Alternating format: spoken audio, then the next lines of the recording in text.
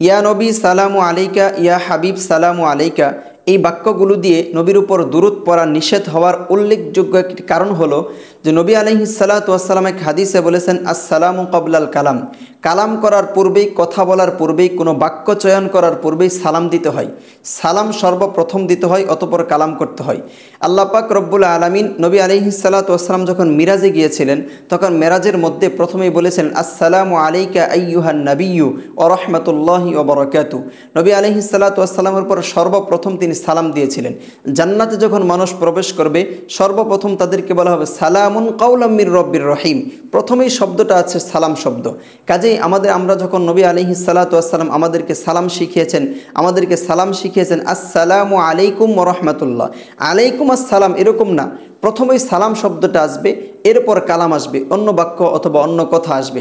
কিন্তু এই বাক্যটার মধ্যে আমরা যখন বলতেছি ইয়া নবী সালামু আলাইকা, ইয়া হাবিব সালামু আলাইকা, এখানে সালামুন আলাইকা বলার পূর্বেই কিন্তু ইয়া নবী বলে সম্বোধন করতেছি। এটা সুন্নত নয়, এটা কোনো আমলের মধ্যে পাওয়া যায় না, সাহাবায়ে কেরামের কোনো বক্তব্যের মধ্যে, কোনো আমলের মধ্যে এমনটি পাওয়া যায় না। কাজেই যেহেতু এটা পাওয়া যায় না, এই বাক্য এভাবে চয়ন করাটা এটা হচ্ছে একটা বেদাত কাজ, এটা হচ্ছে মাতরুক কাজ, পরিত্যাজ্য কাজ। এজন্য আমাদেরকেও কথা বলার পূর্বে, কালামের পূর্বে সালাম আনতে হবে।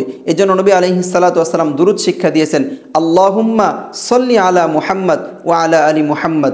এজন্য নবী সাল্লাল্লাহু আলাইহি সাল্লামের উপর দুরূদ পড়ার সঠিক পদ্ধতি হলো সাল্লাল্লাহু আলাইহি ওয়াসাল্লাম। এভাবে ইয়া নবী সালামু আলাইকা, ইয়া হাবিব সালামু আলাইকা, এই দুইটি বাক্য বা এই ধরনের বাক্যগুলো যেহেতু হাদিসের সাথে মিলে না, হাদিসের আমলের পুরোপুরি খেলাফ হয়, বিপরীত আমল হয়, এজন্য এই বাক্যগুলো বলা জায়েজ নাই উম্মতের জন্য।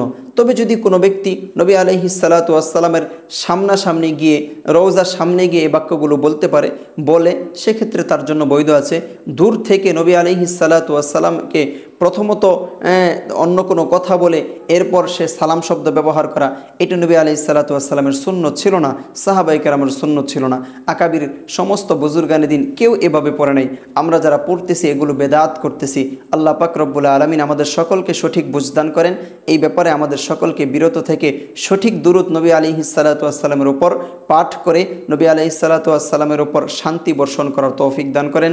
আমিন ওয়া আখিরু দাওয়ানা আনিল হামদুলিল্লাহি রাব্বিল আলামিন। আসসালামু আলাইকুম ওয়া রাহমাতুল্লাহ।